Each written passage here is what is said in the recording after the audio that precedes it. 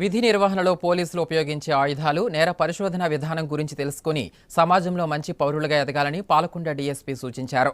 పార్వతీపురం మన్యం జిల్లా కురుపాం మండలం Neelakantapuram police station సిబ్బంది నిర్వహించిన ఓపెన్ హౌస్ కార్యక్రమాన్ని డీఎస్పీ ప్రారంభించారు.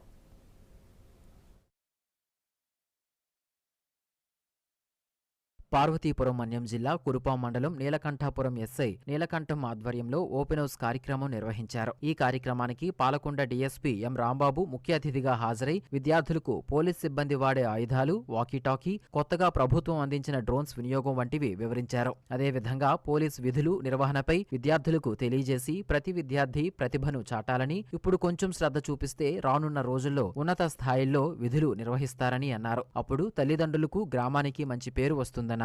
అదేవిధంగా ఆన్లైన్ మోసాలు, పోలీస్ కేసులు వంటివి వివరించారు. ఒకవేళ ఎవరైనా మిమ్మల్ని బెదిరించినా, తప్పుగా ప్రవర్తించినా ఎవరూ భయపడకుండా మా దృష్టికి తీసుకురావాలని, అలాంటి వారిపై కఠిన చర్యలు తీసుకుంటామని డీఎస్పీ రాంబాబు తెలియజేశారు. ఈ కార్యక్రమంలో నీలకంఠాపురం స్టేషన్ సిబ్బంది, విద్యార్థులు పెద్ద ఎత్తున పాల్గొన్నారు.